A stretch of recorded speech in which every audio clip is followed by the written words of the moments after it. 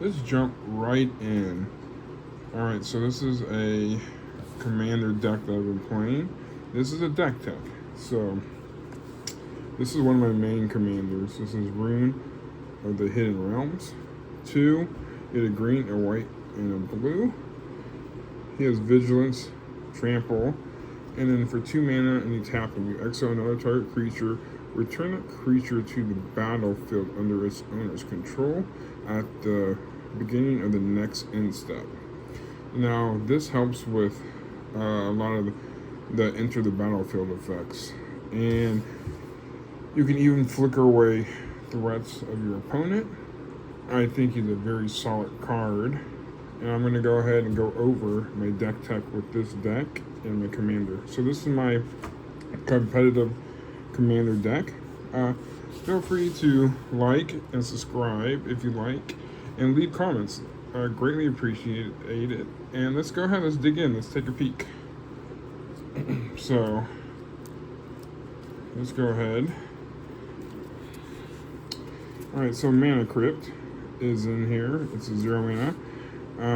At the beginning of your upkeep, flip a coin. If you lose the flip, Mana Crypt deals 3 damage to you. And you can tap, add to your mana pool. It's a very good card. It's fetching a very high dollar value. It's an overall really good card. You got Soul Ring. Every commander deck should be running Soul Ring. Mana Fixing. You got Sensei's Divine Top. Look at the top 3 cards of your library, then put those cards back in any order. You tap this, you draw a card, and you put Sensei's Divine Top back on top of your deck. Signet, Mana Fixing. We got some more Signet action here. This is Azorius Signet. Signet again, Mana Fixing, like I said. Romantic Lantern is a very strong card. Helps with any mana fixing. It says lands you control have tap, add 1 mana of any color. And you tap this for 1 mana of any color. Comes in for 3 colors. It's a very good card. The One Ring. This is a fun card. You can even flicker this with certain spells or abilities that you have in the deck. This has definitely helped me in some of those games. Sad Robot, 4 colorless. When Solemn enters the battlefield, you may search your library for a basic land card, put that card onto the battlefield tapped, then shuffle your library. And then the next one is when Solemn dies, you may draw a card. Alright, Panoramicon for 4. It's if an artifact or a creature enters the battlefield, causes a triggered ability of a permanent you control to trigger, that ability triggers an additional time. So this whole deck wants to play off enter the battlefield effects. That's a very strong, very good card. We got Conjurer's Closet for 5. At the beginning of your end step, you may exile target creature you control, then return that creature to the battlefield under your control. So you just put something in the closet, take it out, and then you get into the battlefield effects.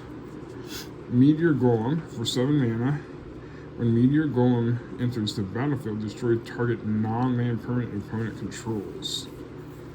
So 7 drops a little high.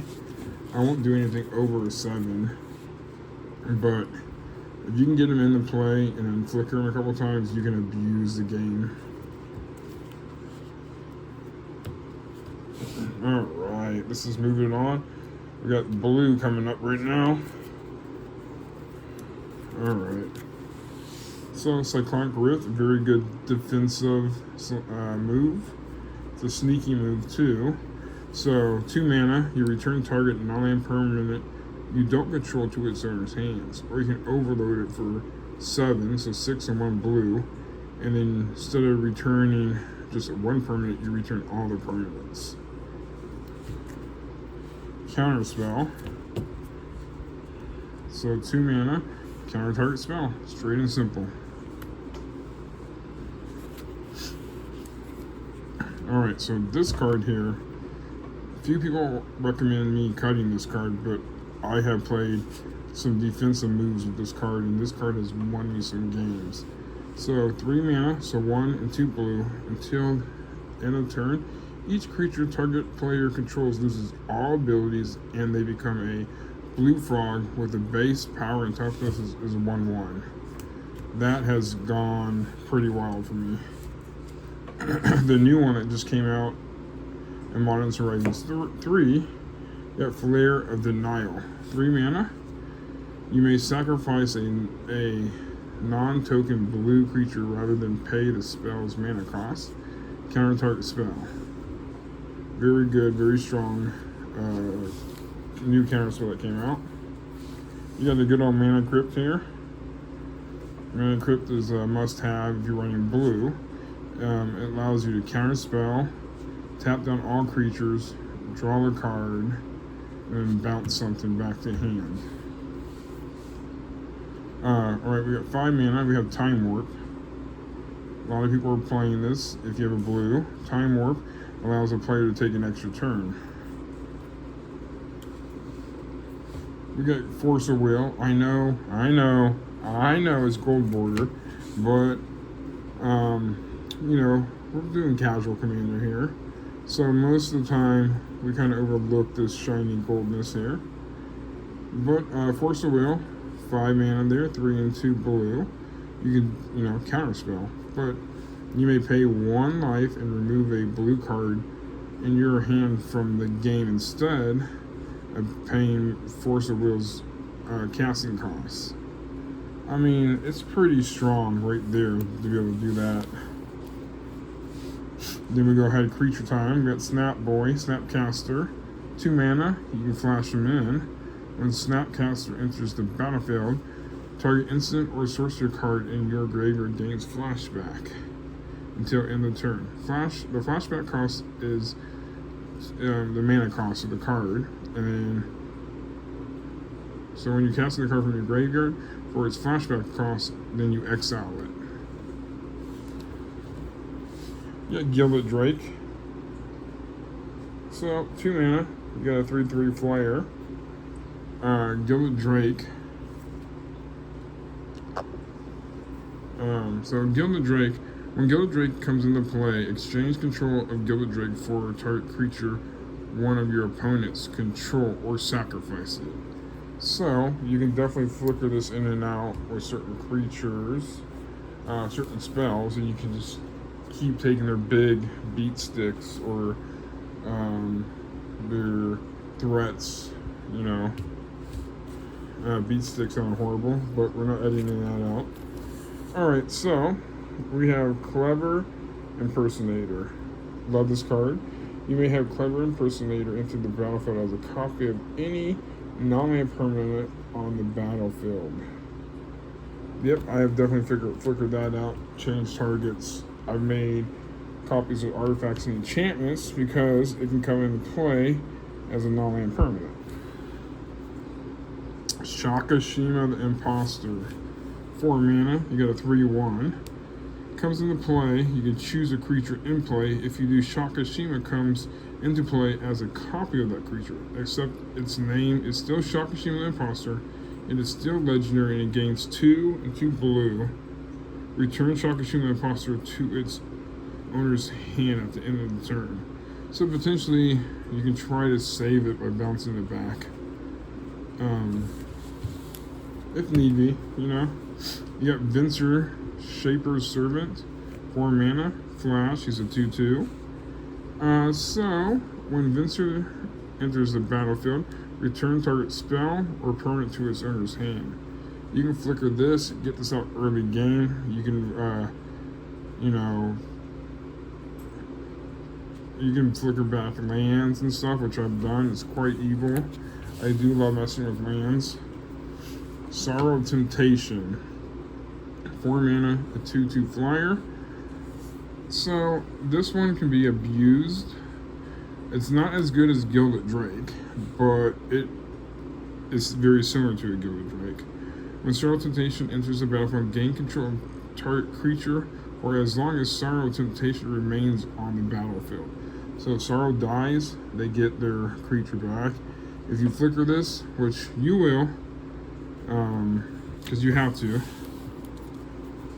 you got Consecrated Sphinx.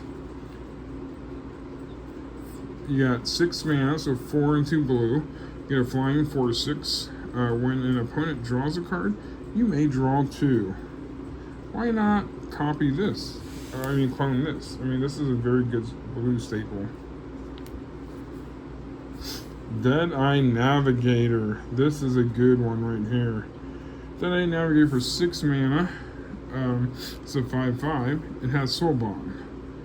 As long as Deadeye Navigator is paired with another creature, each of those creatures has 1 and 1 blue. Exile this creature and return it to battlefield under your control. So, why not, go ahead and do it with like the Gilded Drake, even though you're going to get rid of it, or the Clever Impersonator. So Flicker, it's a very mean little setup there.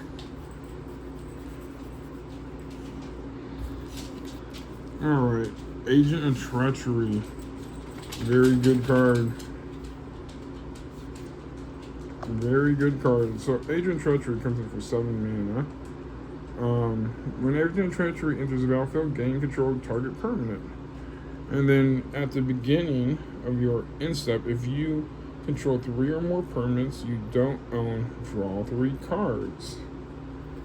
That is very doable in this type of deck with flickering Gilded Drakes and flickering Sorrow Temptations, Agent of Treacheries, making copies of Agent of Treachery. Then we got Treachery. So there we go. Treachery, 5 mana. When Treachery comes into play, untap up to 5 lands. You control each enchanted creature. So stealing stuff is very good. Why would you not steal anything? So that's the blue. And we're going to go ahead and pop over to the green right now. Thank you for viewing so far, guys and gals. And, feel free to comment what you would add in this deck. I don't know about you guys, but I have like a sideboard, like a maybe board with a couple cards that I want to put in here, but it's really tough. Okay, so we got some mana ramp. We got a Farseek, 2 mana. Search your library for plains, island, swamp, or mountain, and put that into the battlefield tapped. Then shuffle. So you use this to fetch something like a dual land, Trinome, so it allows you to go ahead and search for anything but a forest. So, you want to get a breeding pool, get a breeding pool. Alright, we got 3 visits, 2 mana. Search your library for a forest card, then put that onto the battlefield, and then shuffle. Same thing with 3 visits. You go ahead and search for a forest card, so anything that has forest island, forest plain in the title you can search for. The Trinome, the dual lands, any of those. These are fantastic to help thin out your deck and find your mana fixings. Crossing Grip has split second, 2 and a green, so 3 total. Split second.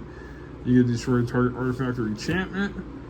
As long as this spell is on the stack, players can't cast spells or activate abilities that aren't mana abilities. Basically, this will destroy any artifact enchantment without anything really putting it in a fight to stop you. So that's not a bad. Crossing Grip is always a must-have, like a staple. Cultivate. We got some more mana fixing. We got 3 mana. Search your library for up to 2 basic land cards. Reveal those cards and put one onto the battlefield tap and the other into your hand, and then you shuffle. Getting mana rocks or mana ramp is very key to get out front. Flare Cultivation, 3 mana. You may sacrifice a non-token green creature rather than pay the spell's mana cost. Search your library for up to 2 basic land cards. Reveal those cards, and then put one onto the battlefield tapped and the other into your hand, and you shuffle. I'm enjoying all the flair from the Modern Horizons, where you can sacrifice and you're able to counterspell, search for some land. You know, all 5 of those cards have very good creature time. You got Sakashima Elder, 2 mana. You got a 1/1. Sacrifice Sakashima Elder. Search your library for a basic land card. Put that onto the battlefield tapped, and then shuffle. Steve is very good. He helps out. Wall of Blossoms, 2 mana, 0/4 defender. When Wall of Blossoms enters the battlefield, you may draw a card. Card draw is good. Card draw is key. Allow me to do something and then block with it later is good. Alright, you guys, up we got Elvish Visionary, 2 mana, it's a 1/1. When Elvish Visionary enters the battlefield, draw a card. More card draw. Alright, we got this one is a very good mana fixer here. 3 mana, 2/4. You may play additional lands on each of your turns. Lands you control are every basic land types in addition to their other types. Very good. We need to get him some shirt and pants, but that's a different story. This is a very good card. Mana fixing. Elvish Visionary. Oh, sorry. Eternal Witness, 3 mana. You got yourself a 2/1. Enters the battlefield. You may return target card from your graveyard to your hand. Think about playing a Time Warp and just flickering this and allowing yourself to take a few extra turns. That's a very strong. Ewit, Eternal Witness, is a very good must-have green staple. I love it in this deck. Oracle of Mul Daya, 4 mana, 2/2. You may play an additional land on each of your turns. Play with the top card of your library revealed. You may play lands from the top of your library. Another good staple here is Acidic Slime, 5 mana. You get yourself a 2/2 Death Toucher. When Acidic Slime enters the battlefield, destroy target artifact, enchantment, or land. I have flickered this. I have killed somebody's mountains off or somebody's islands. Just target it, and then now they're missing those to cast their commanders, or they're missing out the spells. So very fun. Seedborn Muse. I love me a Seedborn Muse. So 5 mana, you get a 2/4. Untaps all permanents you control during each other player's untap step. This allows you to play something, untap your lands, and then untap your permanents and your lands, and then you can go ahead and reuse Roon again. So, you know, I do not hate that idea at all. Hornet Queen, 7 mana. I won't go over that in this deck, but 7 mana. You got a 2/2 flyer with Death Touch. When Hornet Queen enters the battlefield, put 4 1/1 green insect creature tokens with flying onto the battlefield, and they got Death Touch. So this has stabilized the game for me. You flicker this in a few times. Also, you have 12 1/1 flying Death Touchers. I mean, that ends games right there. That hurts. So I love me some Hornet Queen. Even if you can clone the Hornet Queen a few times, I mean, you can do a whole lot with this deck. I'm glad you guys are taking a peek at this video.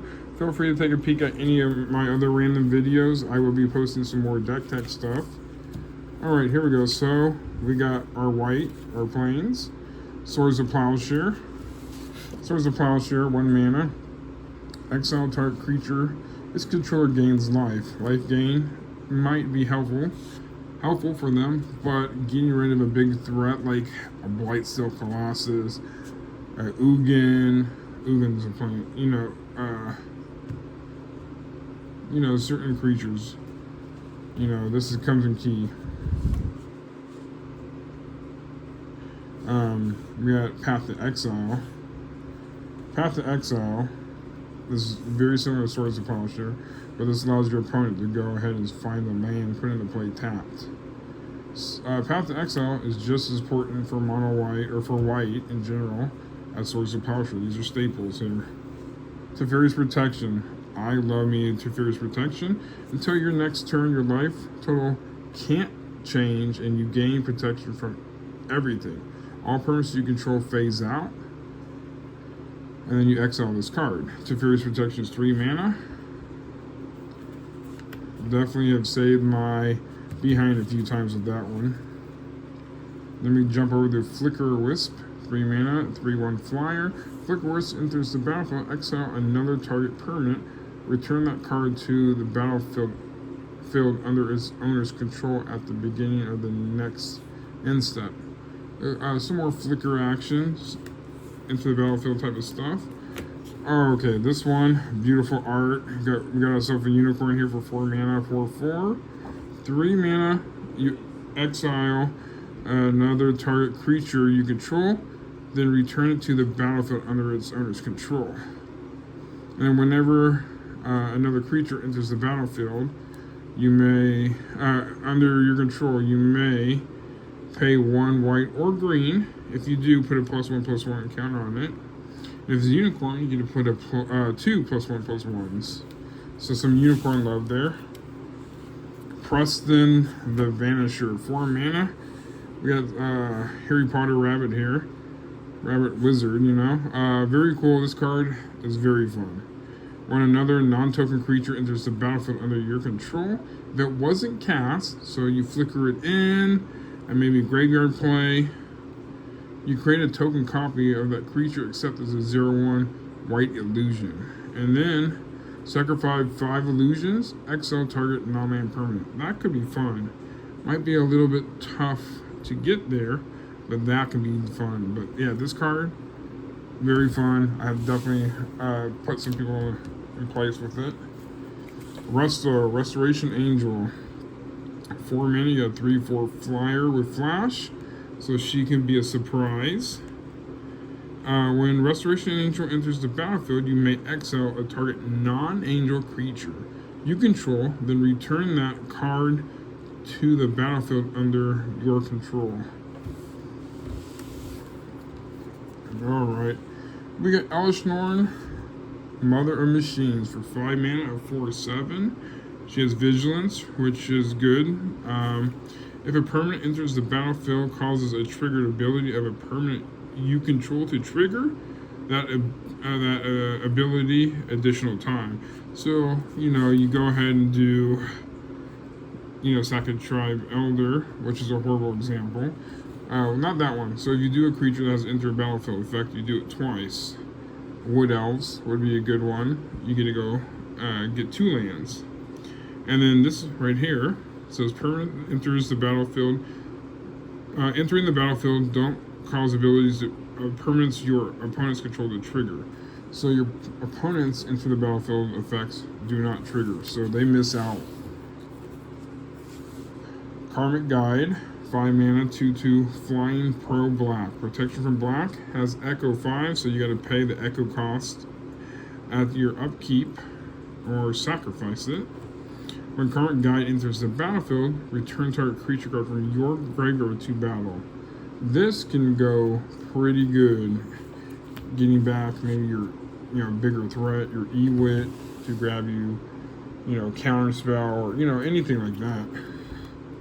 Solitude, 5 mana, 3/2 flash and lifelink. The flash is a surprise. When Solitude enters the battlefield, exile up to 1 other target creature. That creature's controller gains life equal to its power, and then it has Evoke. So exile a white card from your hand, and you can evoke it. Surprise! Very good, very firm. This one came in. I cut out another card, duplicate, for this, and I thought that was a better choice overall. Alright, let's get Down, we got some multicolored here. Render Silence. You got 1 white and 2 blue. Counter target spell. Its controller can't cast spells this turn. That could be quite mean. Supreme Verdict. Everybody knows the Supreme Verdict. 4 mana. This spell can't be countered. Destroy all creatures. Yes, please. Sphinx Revelation. You got 1 white, 2 blue, and X. You gain X life. You draw X cards. Card draw is good. Soul Herder. 3 mana is a 1/1. Whenever a creature is exiled from the battlefield, put a +1/+1 counter on Soul Herder. At the beginning of your incept, you may exile another target creature you control. Then return. So then you get to return to the battlefield under its owner's control. That's very cool. You're flickering things in and out with Soul Herder, and you're making it beefy. Brago. 4 mana, 2/4 flyer. Brago is fun. When Brago King Eternal deals combat damage to a player, exile any number of target non-land permanents you control. Then return those cards to the battlefield under their owner's control. This is fun because I mean you can use this with the One Ring. I mean, why would you not? Cloudblazer, a nice little 2/2 flying human scout. Comes into play, enters the battlefield, you gain 2 life and draw 2 cards. Life, card draw, not bad. Progenitor Mimic, I love me a Progenitor Mimic. It comes into play, you may have it copy any creature on the battlefield except at the beginning of your upkeep. If the creature isn't a token, create a token that's a copy. So that can be kind of ugly. That can be fun. You get another one and another one. Alright, you got Prime Speaker. So Prime Speaker, 6 mana, enters the battlefield with X/1/1 counters on it, where X is the greatest power amongst other creatures you control. When Prime Speaker enters the battlefield, you can draw cards equal to its power. Card draw, we love card draw. Venser. Alright, Venser, 5 mana, has 3 loyalty. Very good planeswalker. Exile target permanent you own. Return it to battlefield under your control at the beginning of your next instant. -2, creatures are unblockable. And then -8, you get an emblem with whenever you cast a spell, exile target permanent. All these are very strong in my opinion for this planeswalker.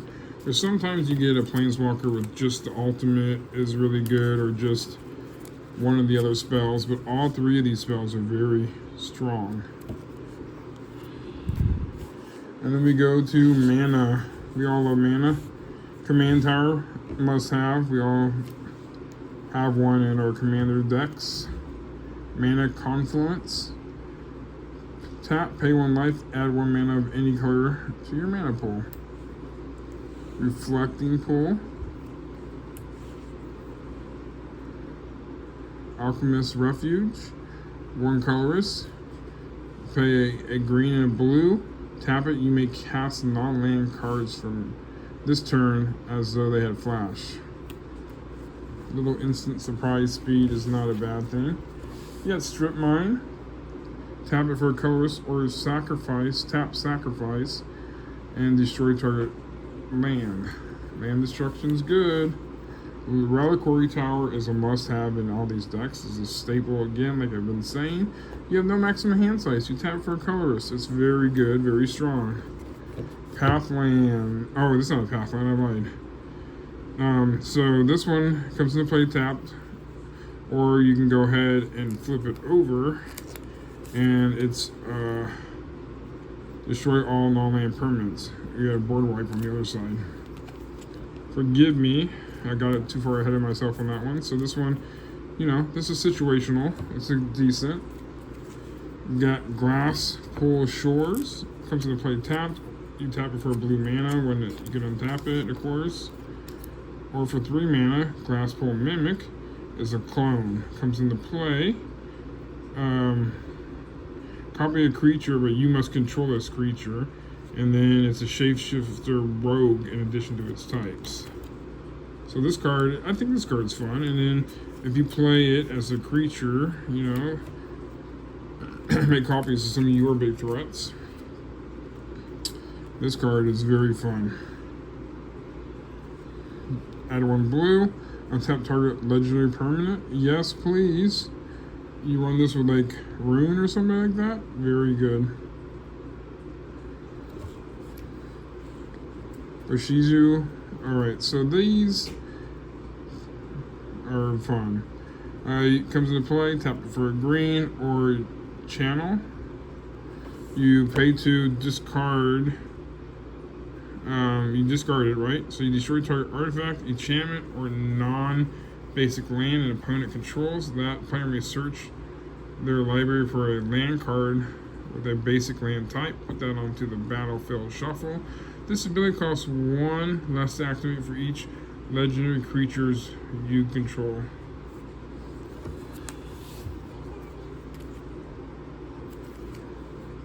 Hinterland Harbor. It's one of those that are like a check land. That's a good card. Perry Stream enters the battlefield.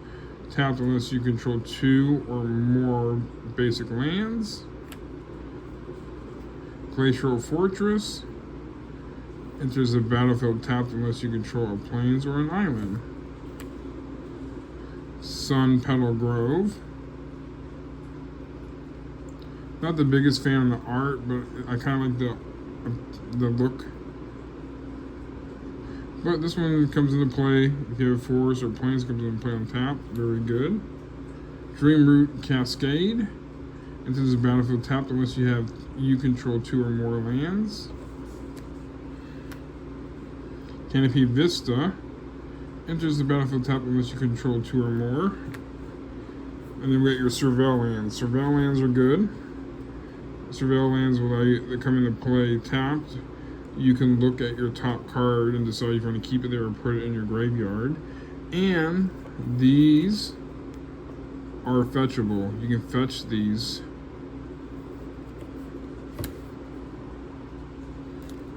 You got Breeding Pool. Your Shockland, right? Breeding Pool is a Forest Island, Temple Garden, Hollow Fountain. You got a Tri-Gnome. You gotta love these Tri-Gnomes. You got Forest, Plains, Island, and you can search for these. These are searchable. Prismatic Vista. Pay 1 life. Sacrifice Prismatic Vista. Search your library for a land card. A basic land card. Put that onto the battlefield and shuffle. Misty Rainforest. Pay 1 life. Sack Misty Rainforest. Search your library for a forest or island card. Put that onto the battlefield. Then shuffle. So then you can go ahead and find your Tri-Gnome. You can find your Breeding Pool. You can find your Temple Garden. Windsweep Heath. Pay 1 life. Sacrifice. Search for a land card. Forest Plains card. Flood it. You got your Flood Strand here. And then here's my basics. Basics with Go Fastness. I'm running 2 plains in this deck. We got islands.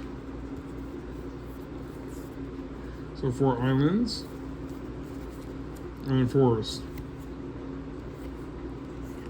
4 forests in this deck. This one here.